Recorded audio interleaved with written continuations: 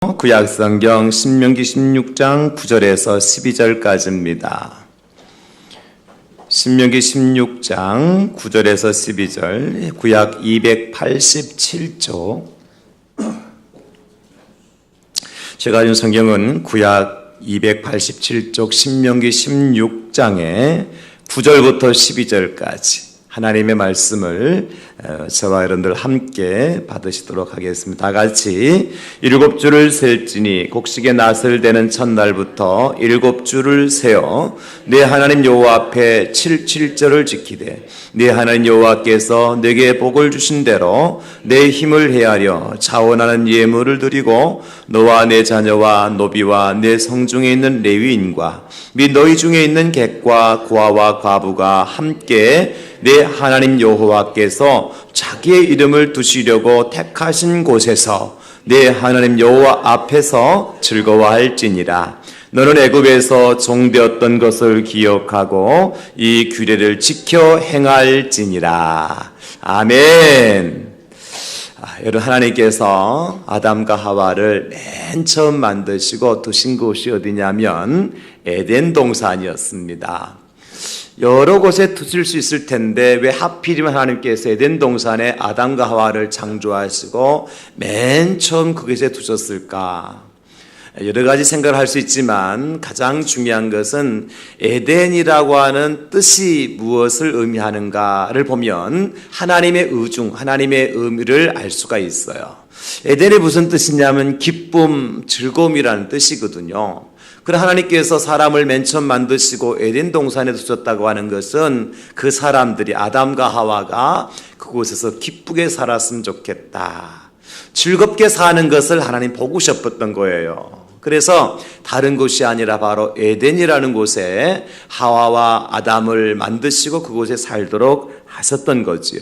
근데 여러분, 우리가 잘 아는 것처럼 에덴에 죄가 들어오잖아요. 죄가 들어온 결과는 무엇이에요? 그들이 에덴에서 쫓겨나게 되어지죠. 즉 기쁨이 변하여서 슬픔이 되었다는 겁니다.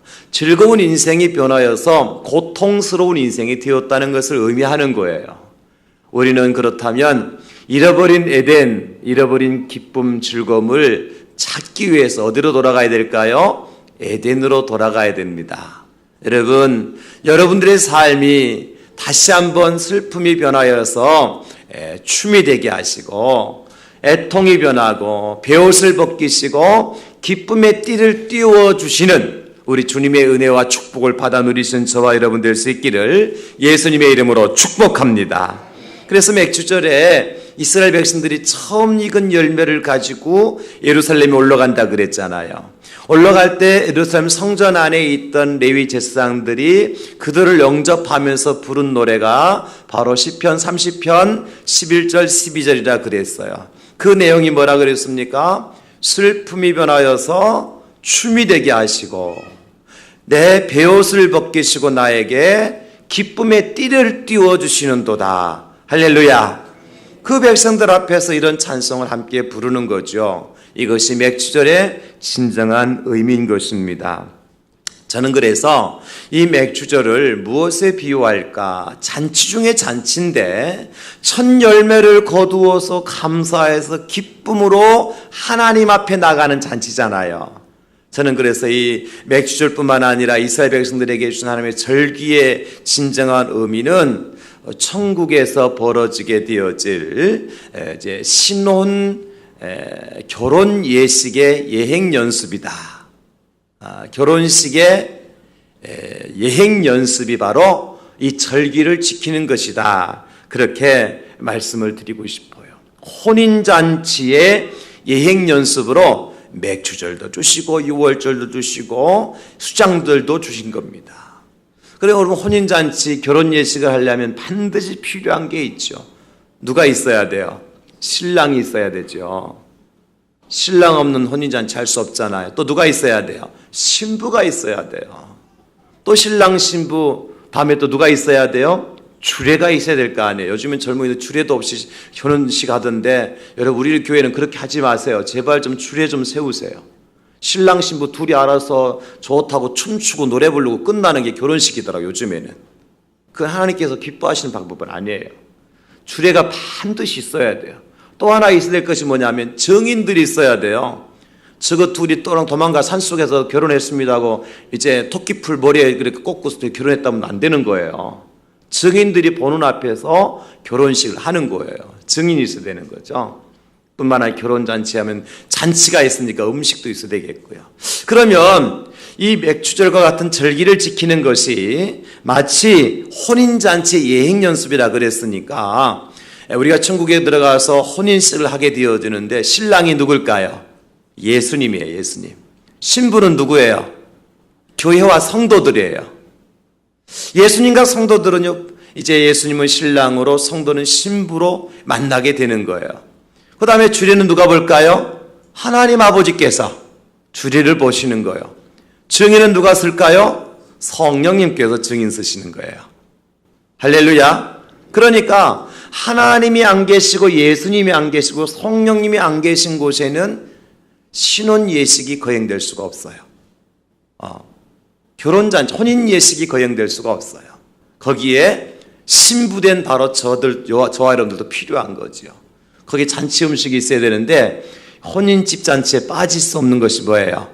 포도주예요. 포도주. 그죠? 그래서 이 포도주는 뭘 상징하느냐 하면 바로 예수님의 보혈, 예수님의 피를 상징하거든요. 뿐만 아니라 그 포도주는 잔치집의 기쁨을 상징하는 거예요. 자, 예수님의 보혈이 신랑 되신 예수님과 신부된 저와 여러분들의 하나됨을 축복해 주어서 거기로 그로 인해서 기쁨이 생기게 되어지고 그 혼인잔치를 통해서 많은 사람들에게 즐거움을 주는 것이 예수님의 보혈이에요. 주님의 피가 없이는 우리가 구원받을 수 없습니다. 예수님의 보혈이 없이는 우리가 천국 갈 수 없습니다. 예수님의 보혈이 없이는 혼인잔치가 이루어질 수 없다는 거예요. 그 보혈의 결과는 뭡니까? 기쁨이고요. 혼인잔치에 울고 있으면 돼 안 돼요. 내가 사랑하던 저 총각이 다른 애하고 결혼했다고 울고 있으면 그 잔치가 안 되는 거예요. 다 축복해 주는 거예요. 그날만큼은. 그래서 이 맥주절은 기쁨의 절기이다. 여러분 히브리서 12장 2절에 보니까 이렇게 말씀을 해주고 있습니다. 믿음의 주요 또 온전하게 하시는 이인 예수를 바라보자. 그는 그 앞에 있는 기쁨을 위하여 십자가를 참으사 부끄러움을 게으르지 아니하시더니 하나님 보좌 우편에 앉으셨느니라. 아멘입니다. 예수님께서 왜 십자가를 주셨느냐? 왜 십자가 위에서 죽으셨느냐 하면 바로 그 앞에 있는 기쁨을 위하여. 그 기쁨이 뭐예요? 우리와 신부된 저와 여러분들과 만날 기쁨이죠. 그 예수님 지금 어디 계세요? 하나님 보좌 우편에 앉아 계시다고요. 누굴 기다리고 있습니까? 신부된 저와 여러분들을 기다리시는 줄로 믿습니다. 예수님께서요, 신랑 되신 예수님께서 지금 천국에서 신부된 저와 여러분들을 기다리고 있는 거예요. 뭐 하기 위해서? 혼인잔치를 하고 싶으셔서. 그것 때문에 십자가 지신 겁니다, 여러분. 그것 때문에 십자가 위에서 예수님 죽으신 거예요. 이것이 우리를 향하신 주님의 사랑이죠. 그래서 오늘 다시 한번 우리가 시편 30편 11절 말씀을 함께 보기를 원하는데요. 주께서 나의 슬픔이 변하여 내게 춤이 되게 하시며 나의 베옷을 벗기시고 기쁨으로 띠우셨나이다. 아멘. 예. 이 맥주를 기쁨의 절기가 될 수 있기를 예수님의 이름으로 축원합니다. 그러면 오늘 우리가 이제 말씀을 중심으로 해서 오늘 설교 제목이 뭐냐면 맥주절에 즐거워하라 하십니다 하는 것이 설교의 제목이에요. 설교의 제목이. 그러면 우리가 어떻게 맥주절에 기쁨과 즐거움의 절기를 지킬 수가 있느냐. 오늘 11절에 보니까 이렇게 기록하고 있죠. 너와 내 자녀와 노비와 내 성중에 있는 레위인과 및 너희 중에 있는 객과 고아와 과부가 함께 네 하나님 여호와께서 자기의 이름을 두시려고 택하신 곳에서 다 같이 내 하나님 여호와 앞에서 즐거워할지니라. 어떻게 하라고요? 즐거워하라고. 오늘도 예배자 나오셔서 좀 인상 좀 조금 펴셔요. 집에서 싸우고 왔더라도 어쩌겠어. 왼수 같은 사람 만나서 싸울 수밖에 없고 여우 같은 사람 만나서 싸울 수밖에 없는 것이 사람 사는 거니까 왼수 같은 자식 때문에 싸울 수밖에 없고 그죠? 그렇지만 하나님의 교회 왔으니까 잔치를 오셔서 여러분 좀 웃으시고 잔치가 즐거워야 돼요. 그래서 풍성한 잔치집에는 즐거움이 넘치는 거예요. 우리가 그냥 즐거워하느냐, 어떻게 즐거워할 수 있느냐, 제가 오늘 세 가지를 말씀을 통해 함께 나누려고 그래요. 첫째는 주신 복을 세면서 즐거워하라, 그렇게 말씀하셨어요. 하나님께서 우리에게 베풀어 주신 복을 세어가면서 즐거워하라. 9절에 보니까 7주를 세일지니 카운트할지니 곡식의 낫을 대는 첫날부터 7주를 세어 카운트하여 내 하나님 여호와 앞에 7절을 지키되 2절 10절입니다. 내 하나님 여호와께서 내게 복을 주신 대로 내 힘을 헤아려 자원하는 예물을 드리고, 그러니까 우리가 맥주절을 다른 말로 7절이라고 말한다고 말씀드렸죠. 맥주절은 첫 열매를 드리는 첫날부터 마지막 열매를 드리는 날까지 7 주일을 세는 거예요. 49일부터 시작해 48일, 47일, 46일, 45일, 44일, 43일, 42일, 41일, 40일, 39일, 38일, 37일, 36일, 35일, 34일, 34일. 아이고, 숨 가빠서 그거 다 잘 못하겠어요. 그러니까 거꾸로 세가요, 그들은. 맥주를 지낼 때. 이제 49일 남았습니다. 48일 남았습니다. 카운트하는 절기가 맥주절이에요. 근데 뭘 카운트하느냐? 오늘 말씀해 보니까 하나님께서 내게 주신 복을 따라서 49일 동안 매일같이 내가 지난 1년 동안 농사를 지을 때에 하나님 내게 어떤 복을 주셨나, 이것을 한번 세보라는 겁니다. 여러분, 그런 복을 한번 세보신 적이 있어요? 지난 일주일 동안 여러분들에게 하나님께 베푸신 복이 어떤 것인지 한번 카운트해 보셨느냐고요. 여러분 가정에 베푸신 복도 있고, 여러분 사업장과 여러분 직장에 베풀어 주신 하나님의 복이 있잖아요. 여러분 자신에게 베풀어 주신 복이 있잖아요. 저는 오늘 이 말씀을 묵상하면서 장 목사에게 하나님께서 지난 1년 동안 베풀어 주신 복이 어떤 건가 생각하니까 수도 없어요. 셀 수도 없어요. 먼저 오늘 당장 제가 이 자리에 서서 여러분들의 말씀을 전하고 있잖아요. 제가 이렇게 서서 말씀 전한다는 것이 제게 하나님 베푸신 축복이에요. 왜냐하면 어떤 분들은 다리가 불편하고 아파하고 장애를 가지고 있어서 서서 설교하지 못하고 앉아서 설교하시는 분이 계세요. 앉을 수도 없어서 누워 계시는 분도 계세요. 여러분 그렇잖아요. 근데 목사가 이 강단에 이렇게 서서 건강하게 설교할 수 있다는 거 얼마나 큰 복인지요.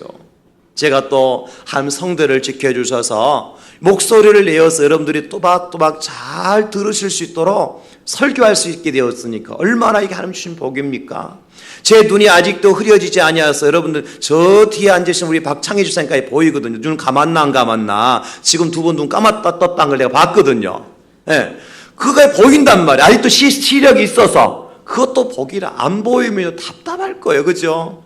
여러분들이 아멘 하는 것도 들리고 아이들 울음소리 들리고 내 귀가 아직도 청각이 살아있다는 증거 아닙니까? 이것도 복이지요. 식당에서 맛있는 음식을 하면 맛있는 냄새가 나는 것도 복이고, 저는 가장 큰 복은 뭐냐면 그 가운데서도요, 저와 같이 예배 드릴 수 있는 여러분들이 계신다고 하는 거. 이 자리에 앉아 계신 여러분들, 저는 여러분들 한 분 한 분이 저한테 복이에요. 그러니까 여기 앉아 계신 모든 분들이 저한테 복이니까 저는 셀 수 없이 많은 복을 누리고 있잖아요. 생각해 보세요. 목사가 설교하는데 앞에 성도님 한 분도 안 계시다. 그래도 설교는 해야 되겠죠. 목사니까. 개척교회 목사님 같은 경우는 사모님 앉아 계시고 아이들 있으면 아이들 앉아 있고 어머니 있으면 앉아 있고. 어저께 어떤 목사님이 저한테 그러더라고요. 우리 교회는요 새벽 기도에 꼭 세 사람은 있습니다. 누구냐니까 당신하고 당신 부인하고 당신 어머니하고 세 사람은 꼭 나온대 새벽 기도에. 그 자기는 그 힘이 된다는 거예요. 그 여러분 그게 목사의 마음이거든요. 여러분 앉아서 같이 예배드리고 함께 하나님을 찬양할 수 있는 여러분들이 계시는 건 저한테 엄청난 축복이잖아요. 여러분 그래서 감사하는 거예요. 제가 기도할 때만 하나님 감사합니다. 함께 기도하신 동력자를 하나님께 세워주시고 함께 예배드릴 수 있는 믿음의 동력자들을 세워주시고 함께 전도할 수 있는 헌신자들을 세워주셔서 감사합니다. 장 목사 혼자가 아니라서 감사합니다. 감사합니다. 여러분들도 감사할 일이 있을 거예요. 여러분 가정 안에서, 그렇죠? 여러분 직장 생활 하시면서 이런 사업장이 아무 힘들더라도 감사일람 찾아보시라고요. 사업장에 사업 뭐가 있어요? 이렇게 그 사업자 증명서에 대표 누구누구 하고 그러기.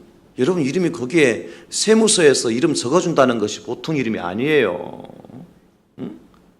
이름 석자가 올라간다는 게 공공기관에서 여러분 분명히 확인해 준 증명서잖아요. 여러분 그런 증명서도 하고 어떤 증명서 가지고 있어요? 대한민국의 국민이라는 증명서 가지고 있어요, 없어요? 신분증 다, 주민등록증 다 있잖아요. 이것도 축복이에요, 여러분. 이거 없는 사람 많다니까. 지금 저쪽에 그 제주도에 예멘에서 온 사람들 보세요. 얼마나 천대를 받고 있고 얼마나 갈시를 받고 있는데, 여러분들이 예멘 사람들처럼 배 타고 난민이 되어져서 저기 아프리카에 가서 아마 우리 좀 받아주세요 하고 그래서 무릎 꿇고 빌고 있다고 생각해봐요. 그런 생각 안 해보셨죠? 이것도 축복. 내 주머니 속에 신분증 하나 있는 것도, 대한민국 국민이라고 하는 증명서 하나 있는 것도요, 얼마나 큰 복인 줄 몰라요.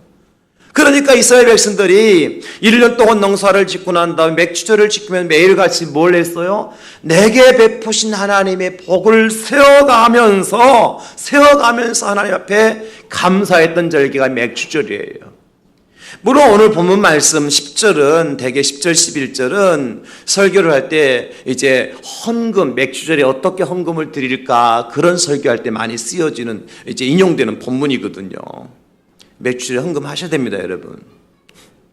또 인상이 또 헌금해야 된다니까 또 인상이 약간 어두워지는 분 계세요. 성경에 하라고 그랬으니까 제가 말씀드리는 것이고, 그런 헌금 어떻게 되느냐? 여러분 말씀 보니까 마지못해서 억지로 인상 쓰면서 아까운 마음으로 하나님 앞에 예물을 드려라 그렇게 했습니까? 오늘 말씀에 아니잖아요. 어떻게 하라 그랬습니까?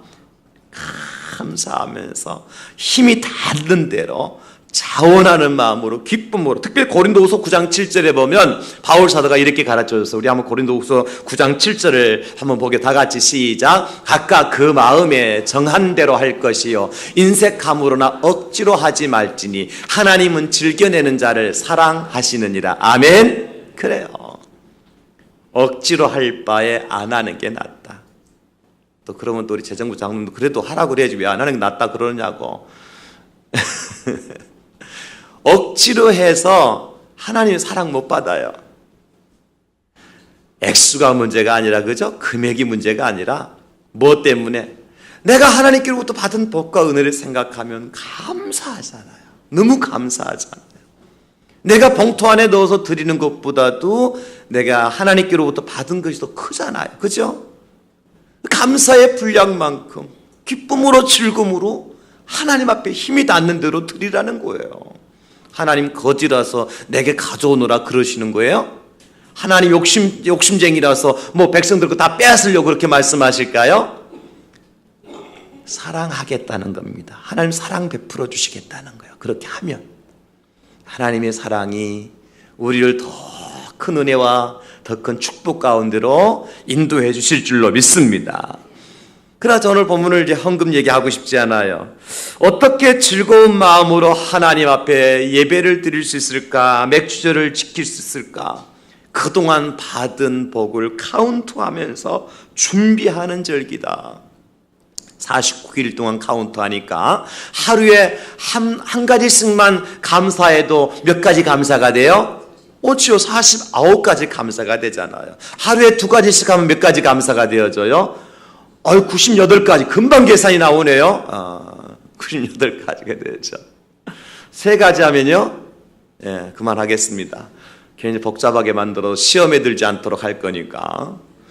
어쨌든 우리가 하루에 한 가지씩만 감사해도 49가지, 49가지가 감사 제목이 되어져요. 제가 이 말씀을 깨달으면서 참 우리가 너무 감사가 인색했다. 너무 없는 것만 생각하고 부족한 것만 생각하고, 그죠? 내가 누리지 못한 것만 생각하고, 내가 지금 현재 손에 쥐어있지 않는 것만 생각하고, 그래서 우리가 너무 불평하고 원망하고 부족함이 많은 사람처럼 살아오진 않았는가. 이스라엘 백성들에게 하나님께서 말씀하세요. 너희들이 지난 광야 40년 동안 어떻게 살았는지 아느냐? 신명기 29장 5절에 보면 주께서 40년 동안 너희를 광야에서 인도하게 하셨거니와 너의 몸에 옷이 낡아지지 아니하였고 너의 발이 신이 헤어지지 아니하였으며 그렇게 말씀하세요. 40년 동안 광야에서 하나님께서 그들을 인도하셨다는 겁니다. 그래서 낮에는요 구름을 띄우셔서 밤에는요 불기둥으로 띄우셔서 추위와 더위를 막아주시고 인도해 주시고 광야에 길을 내어주시고 반석에서 샘물이 솟아나게 하시고 먹을 것이 없으면 동풍을 불어서 메추라기와 만나를 내어주시고 메추라기와 만나를 주시고 여러분 오늘 본문에 보니까 몸에 옷이 낡아지지 않도록 몇 년 동안 입었어요? 40년 동안. 신의 신발이 헤어지지 않도록 몇 년 동안 신었어요? 40년 동안. 이 가능해요? 뭐 쇠로 만들었나요? 하나님께서 사랑해 주시면 하나님께서 도와주시면 이와 같은 역사가 우리 삶의 현장 가운데 일어나게 될 줄 믿으시기를 예수님의 이름으로 축복합니다. 하나님께서 해주시면 가능한 거예요. 사랑하는 성도 여러분, 이번 맥주절은 이제 일주일 남았잖아요. 오늘부터 하나 둘 세어서 내게 베푸신 하나님의 복이 어떤 것인지를 한번 헤아려보는 카운트해보는 그런 복된 맥주절이 될 수 있기를 주님의 이름으로 축복합니다. 한번 해보시는 거예요. 오늘부터 하나님 지난 1년 동안 내게 베푸신 은혜, 우리 가정에 베푸신 축복 무엇인지 한번 세워보시라고. 그냥 세우면 잊어버리니까 메모지 한번 기록을 한번 해보셔요. 그러면 복에 복을 더하시는 은혜 위에 은혜를 더하시는 하나님의 긍휼을 더 풍성하게 받게 될 줄로 믿습니다. 그래서 백주절은 하나님 주신 복을 카운트하면서 세는 절기다. 여러분 그렇게 복을 세다 보면 남는 건 뭐만 남을까요? 감사와 기쁨만 남아요. 불평이 사라져요. 어느새에. 왜? 내게 주신 복을 보니까 감사하고 너무 기쁜 거예요. 나 같은 죄인을 살리신 주님의 은혜가 놀라운 거지요. 두 번째로는 어떻게 우리가 즐거워할 수 있느냐? 성전에 함께 나와서 즐거워하라 그렇게 말씀하셨어요. 성전에 함께, 여기 함께라는 것에 여러분들이 강조점을 줬으면 좋겠어요. 함께 나와서 즐거워하라. 무슨 얘기냐면 공동체 가운데서 말이죠. 이 축복의 자리에, 이 즐거움의 자리에 빠진 사람은 없는지 살펴보라는 거예요. 말씀드렸잖아요. 이스라엘 백성들이 맥주를 지키러 갈 때 그냥 개인적으로 보따리 싸가지고 예루살렘 올라가는 것이 아니라 반차별로 올라간다 그랬죠. 24개 반차를 따라서 공동체가 한 자리에 모여서 이제 형님 혹시 빠졌나요? 조카 어디 빠졌나요? 살펴보는 거예요. 김서방이 안 보이는데 빨리 데려와. 그래서 김서방이 와야 출발하는 거예요. 그래서 모든 사람들이 함께 즐기고 함께 명절을 지켜야 될 사람들이 한 동네에 다 모였을 때에 렛츠고 우리 출발합시다. 그래서 예루살렘으로 찬송하며 올라가는 절기가 맥주절이란 말이에요. 빠진 사람이 있으면 돼야 안 돼요? 안 된다는 거죠. 무슨 자리이기 때문에? 하나님 앞에 축복의 자리고 함께 기뻐하는 자리이기 때문에 그렇습니다. 오늘 본문에도 보니까 그래서 누구와 함께 하라고 그랬습니까? 11절 너와 내 자녀와 노비와 내 성중에 있는 레위인과 및 너희 중에 있는 객과 고아와 과부가 함께 그랬습니다. 맨 먼저 너 혼자 가지 말고 내 자녀와 함께 가라.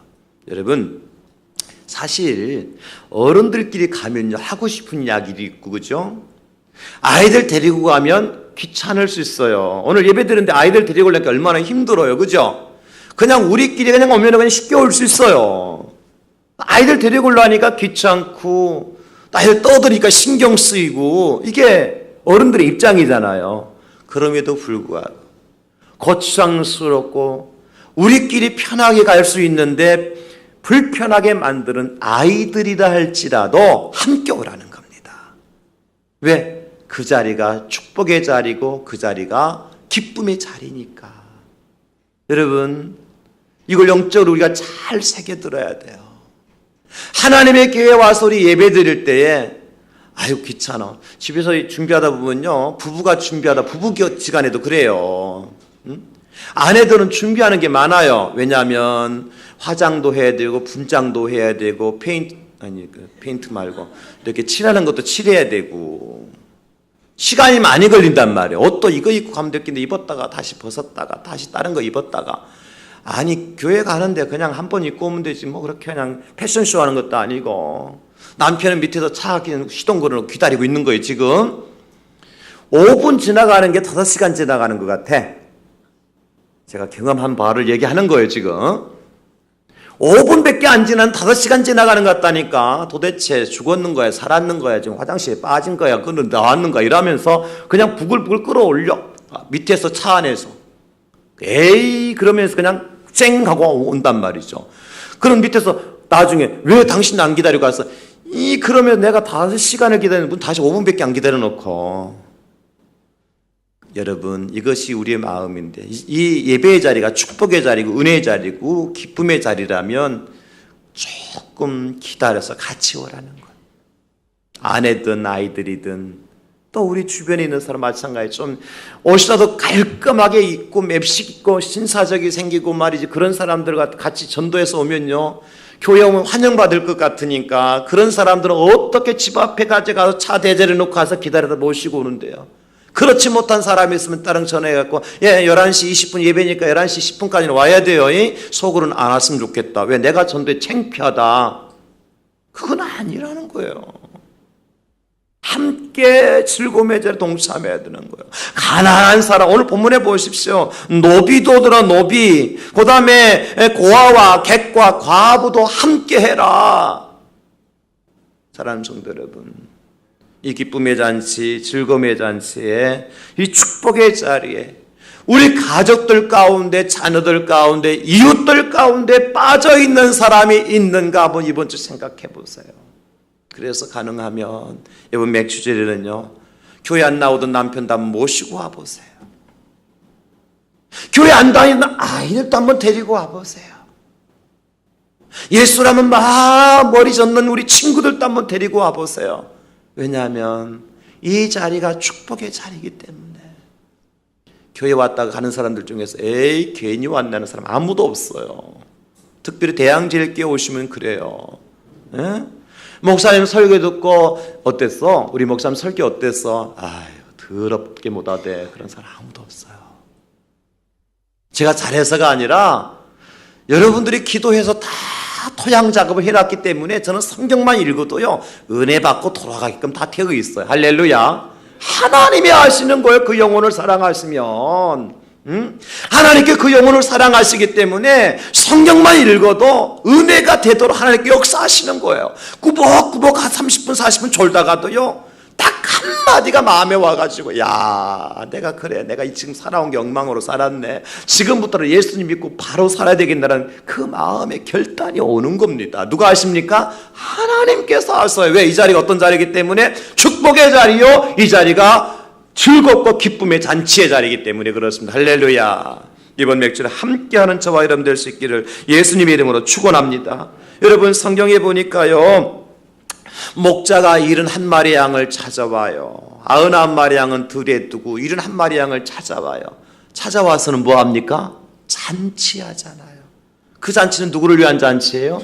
잃은 양을 위한 잔치예요. 집 나갔던 탕자가 돌아왔어요. 아버지가 어떻게 합니까? 목욕을 시키고 새 옷을 입히고 새 신을 신기고 가락지를 끼우고 마지막에 뭐 하죠? 잔치를 해요. 누구를 위한 잔치예요? 집 나갔던 아들을 위한 잔치예요. 형이 돌아와가지고 아버지한테 막 뭐라 그러니까 얘야 내가 잃었던 아들이 돌아왔는데 이 아들을 왜 잔치하는 것이 괜찮지 않느냐. 잃었던 아들을 위해서 잔치하는 겁니다. 사도행전에 보니까요 아름다운 모습이 나오는데 사도행전 2장 44절에 보니까 믿는 사람이 다 함께해서 모든 물건을 서로 통용하고 재산과 소유를 팔아 각 사람이 필요를 따라 나누어 주었더라. 그렇게 말씀해 주고 있어요. 그 중에 한 사람이 누구냐? 바나바라고 하는 사람이에요. 파나 봐. 자기가 밭이 있어서 그 밭을 팔아요. 그래가지고 그 값을 가지고 사도들 발 앞에 두면서 사도시여, 우리 공동체 가운데 가난한 사람이 있으면, 못 먹는 사람이 있으면, 병든 사람이 있으면 이거 조금이라도 내가 도움이 되도록 보탬이 되도록 하게 내 밭을 팔아가지고 왔습니다. 그러면서 갖다 주는 거예요. 저는 이 말씀을 묵상하면서 또 한 번 제 자신을 돌아보기도 하고요. 왜 이 시대에는 이 사도행전의 역사와 같은 일들이 일어나지 않은 것일까? 왜 교회 안에는 정말 사도행전 교회는요, 성경에 보니까 그들 가운데 가난한 자가 없었더라 그랬어요. 처음부터 없었던 것이 아니라 가난한 사람이 있었는데 있는 사람들이 가지고 와서 가난한 사람들의 가난을 채워준 거예요. 그러다 보니까 유무가 상통을 하고 가난한 사람이 없어. 그 공동체 안에는 행복한 거잖아요. 행복한 거예요. 그렇다면 오늘날 지상의 교회 안에는 왜 이런 일들이 일어나지 않을까? 제가 어저께 토요일인데요, 우리 노예의 전도위원회, 제가 전도위원회에 속해 있어서 모임이 있어서 갔다 왔어요. 우리 노예의 전도위원회에서 이렇게 매월 협력해주고 후원해주고 지원하는 교회들이 몇 군이 있거든요.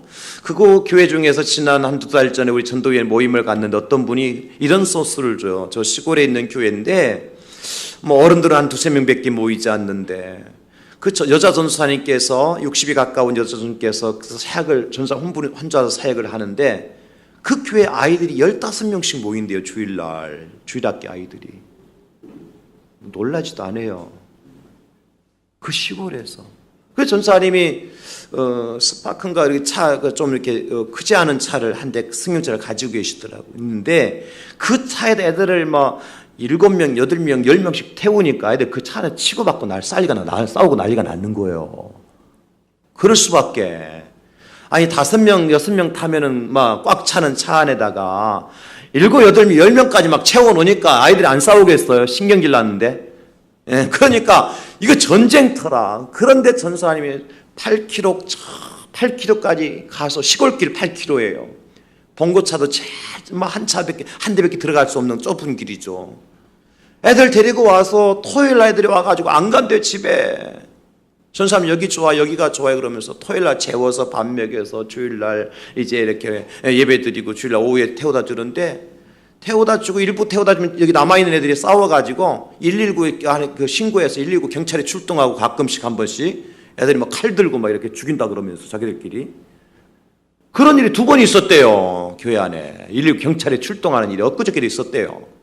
그런 얘기를 듣고 우리 전도위원 목사님 장로님들이 우리가 뭘 도와줄 길이 없을까 싶어가지고 한 게 뭐냐면 봉고차를 하나 사서 그 교회 지원을 했으면 좋겠다. 그래 결정은 아무도 반대하는 사람이 없어요. 참 좋습니다. 그렇게 한번 합시다. 그래가지고 드디어 이제 봉고차를 하나 사드리고 어저께 가서 이제 봉고차에다가 이제 그 교회 이름을 붙여주는 그러면서 예배드리고 오는 그런 날이었어요. 여러분, 그 아이들이요. 제가 갔을 때도 막 우리 밥 먹고 있는데 저기서 뛰어다니면서 싸워. 우리 목사 앞 다니면서 막 싸워. 막 머리 찍어받고 욕하면서 싸워. 야, 시골 아이들 대단하더라고요. 예, 주먹 파워도 있고. 그래서 제가 싸우는데 얼마나 순수해요. 옛날 제 생각 나더라니까요. 예. 그래서 이제 식사를 마치고 제가 식사 마치고 일어서려는데 사실 예배 중에 제가 감동이 있도록 하나님 내가 여기서 그냥 가면 안 될 것 같습니다. 전사님 말씀 들으면서 그래서 제가 이제 식사 마치고 주머니에서 이제 포켓에서 이렇게 봉투를 만들어서 이름을 제목을 하나님 주님의 교회에 주님의 부흥을 허락하여 주시옵소서 이렇게 이제 제목 쓰고 헌금 봉투를 제가 이렇게 쓰기 시작했어요. 그래가지고 딱 접는데 옆에 계신 목사님 뭔가 쫙 쳐다봤었더라. 기웃기웃 했었더라고. 그러더니 자기도 뭐 꺼내서 막 쓰고 있어. 그 내 앞에 있는 목사님도 보더니 자기도 꺼내 쓰고 있어. 옆에 있는 장로님도 보고 쓰고 있어. 야, 이게 참 제가 미안하더라고. 혼자 그냥 조용히 하고 왔으면 이 양반들 호주머니 안 나왔을 건데. 막 누가 명령한 것처럼 같이 앉은 분들이 그냥 그 순간에 주르르 쓰고 순간에 봉투를 이렇게 모아가지고 전참 드리고 한 2시쯤에 우리가 차가 저 마당에 그 주차장이 들판에 주차장이 만들어놓은 동네에 그 차를 주차해 놨더라고요. 2시쯤에 어제 뜨거웠어요, 안 뜨거웠어요? 엄청나게 뜨거웠어요.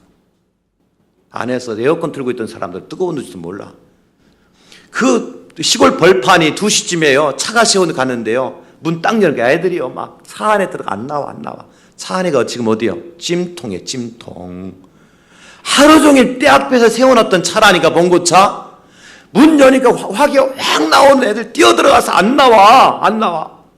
얼마나 좋아하는지. 목사님 눈물 나오겠어, 안 나겠습니까? 하나님, 나는 우리 교회에서 우리 아이들 시원한 에어컨 밑에서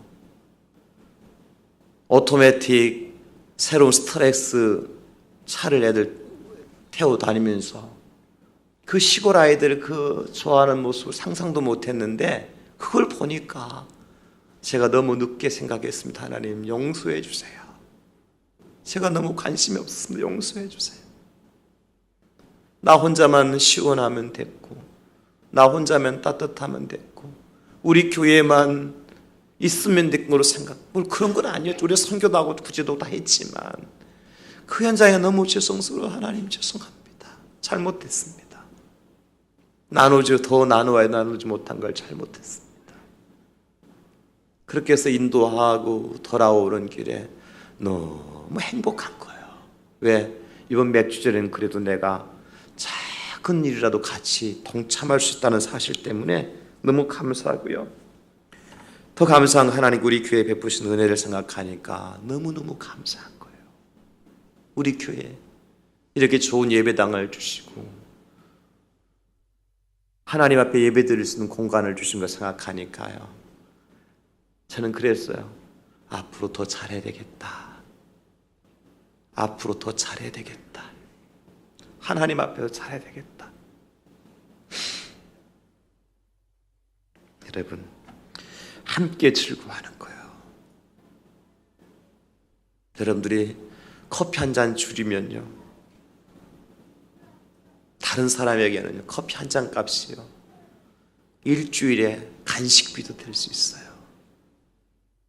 요 맥주절은 함께 우리 주변에 영적으로 그런 분도 있을 거예요. 주님을 알지 못하는 분들, 주님을 만났다가 낙심했던 분들, 참 상처를 받고 힘들어하는 분들, 함께 이 맥주절에 즐거워할 수 있는 여러분 될 수 있기를 예수님의 이름으로 축원합니다. 마지막 세 번째는요, 하나님 앞에서 즐거워하라 그랬어요. 누가 앞에서요? 하나님 앞에서. 우리가 아이들과 함께, 가족들과 함께, 이웃들과 함께 어디로 가야 됩니까? 오늘 분명히 말씀에 이렇게 기록해주고 있죠. 11절 후반절에 보니까 하나님 여호와께서 자기의 이름을 두시려고 택하신 곳에서 내 하나님 여호와 앞에서 즐거워할지니라. 산으로 들로 바다로 해외로 가라고 말씀하시지 않으셨어요. 하나님 앞에서 장소를 분명하게 지정해 주셨어요. 여러분, 에덴 동산의 진 슬픔이 뭔 줄 아세요? 에덴 동산의 비극이 뭔 줄 아세요? 아담과 하와가 먹지 말라고 하는 선악과를 따먹은 거요? 저는 그렇게 생각하지 않아요. 죄송합니다. 왜냐하면요, 말씀을 잘 들으셔야 오해가 없습니다. 아담과 하와는 완전한 사람이 아닙니다. 완벽한 사람이 아닙니다. 실수할 수 있는 사람이에요. 죄를 지을 수 있는 사람이에요. 분명히 하나님께 따먹지 말라는 선악과를 따먹은 것은 잘못입니다. 죄를 지은 거 맞습니다. 그러나 여러분, 에덴의 진정한 비극과 슬픔은 뭐냐면 죄를 지은 아담과 하와가요, 어떻게 했습니까? 하나님의 낯을 피하여 숨었어요. 이게 비극인 거예요. 잘못하고 실수하고 죄를 지었으면 하나님께서 아담아 네가 어디 있느냐? 예, 하나님 죄송해요. 제가 하나님의 말씀을 듣지 못하고 내 아내 하와의 말을 듣고는 그만 선악을 알게 하는 나무 실과를 따먹고 여기 숨고 말았네요. 제가 죽을 놈이에요. 제 아내에게 제대로 가르치지 못하고 제대로 전달하지 못하고 제 아내가 사탄과 뱀의 유혹을 받아서 이렇게 우리가 죄를 짓고 말았네. 하나님, 우리가 죽을 죄를 지었어요. 하나님 앞에 나설 면목이 없어요. 어떻게 하면 좋아요? 하나님, 그 하나님께서 뭐라 그러시겠어요? 이놈들, 그래 먹지 말라는 거 따먹었으니까 너희들 에덴 동산에 더 있으면 안 돼. 그 쫓아내셨겠습니까? 하나님이 사랑이신데, 하나님은 용서하시는 분이신데, 하나님 모든 것에 자비로우시고 은혜로우신 분이신데, 하나님 잘못했다고 용서해달라고 비는 하나님 앞에 하나님께서 그들을 내팽개치시겠습니까, 여러분? 그래, 아담아, 실수할 수 있는 거야. 다시는 그런 일 해서는 안 되고, 우리 다시 한번 다짐하고 에덴 동산에서 한번 즐겁게 한번 살아보자. 하나님 그러시지 않으셨겠어요? 가늠하다가 현장에 잡혀온 여인을 예수님께 내치셨습니까? 아니잖아요. 삭개오가 세리장이었고 유대인들의 이제 혈세를 빨아서 혈세를 빼먹으면서 살았던 삭개오가 예수님 만나잖아요. 예수님께서 그 삭개오를 향해서 뭐라 그래요? 예수님 찾아온 삭개오를 향해서, 삭개오야, 내가 오늘 밤 너희 집에 유하여야 하겠다. 그래서 삭개오가 뭐라 그럽니까? 예수님, 내가요 내 재산을 절반을 팔아서 불쌍한 사람 나눠줄게요. 예수님, 내가 남의 것을 토색하거나 잘못 빼앗은 것이 있다면 내가 그것을 4배로 갚아줄게요. 예수님 뭐라 그러세요? 오늘 이 집에 구원이 이르렀는 이도 아브라함의 자손이로다. 여러분, 우리 좀 절대로 우리를 내치시는 분이 아니셔요. 우리가 다 실수할 수 있고 우리가 다 죄를 지을 수 있고 연약한 사람들이에요. 그런데 우리가 주 앞에 나와서 주님, 내가 잘못했어요. 나의 실수였어요. 나의 허물이었어요. 나의 연약함 때문에 그랬어요. 하나님, 나를 용서하시면 안 돼요. 나를 불쌍히 해주시면 안 돼요. 그럴 때 주님은, 그래, 내가 안다. 내가 용서해 준다. 이제 다시는 그런 죄악 가운데 살지 말고 새롭게 한번 살아보자. 그렇게 해주시는 분이 우리 주님이시잖아요. 12의 혈루증 앓던 혈루병에 걸렸던 여인이 어떻게 했어요? 예수님 앞에 나왔잖아요. 예수님의 옷자락을 붙들었잖아요. 그때 예수님께서 어떻게 하십니까? 그 혈루의 그 눈을 마르게 하시고 질병 가운데 그 여인을 살려주셔요. 여러분, 이것이 우리 하나님의 사랑이, 우리 주님의 은혜인 것입니다. 이 맥주절에 누구 앞에 나와야 우리가 은혜를 받을 수 있고 즐거워할 수 있습니까? 하나님 앞에 나오는 거요. 여러분, 부끄러워하지 마시기 바랍니다. 하나님 앞에 나와서 여러분들이 모든 허물과 죄를 용서받는 거 부끄러워하지 마시기 바랍니다. 하나님이 아시고 계세요. 하나님은 이미 아시고 계세요. 우리가 다만 고백하지 않냐할 뿐이고, 우리가 다만 숨기려고 우리가 우리 자신을 움츠리고 있을 뿐이지, 하나님은 알고 계세요. 풀어놓으시면 돼요. 갈라디아 4장 6절에 보니까요, 너희가 아들임으로 하나님이 그 아들의 영을 우리 마음 가운데 보내사 아빠, 아버지라 부르게 하셨느니라. 아멘. 하나님이 누굽니까? 우리의 아빠이십니다. 하나님이 누구이십니까? 우리의 아버지십니다. 할렐루야. 하나님을 아버지라고 부르고 하나님 아빠라고 부르는 아들이요 자녀인데, 여러분 무엇을 두려워하고 있습니까? 뭘 아까하고 있습니까? 하나님을 아버지라 우리가 부르잖아요. 아바 아버지, 아바 아버지, 나를 바라보시는 아바 아버지. 우리 찬양 같이 한번 하고 마무리했으면 좋겠어요.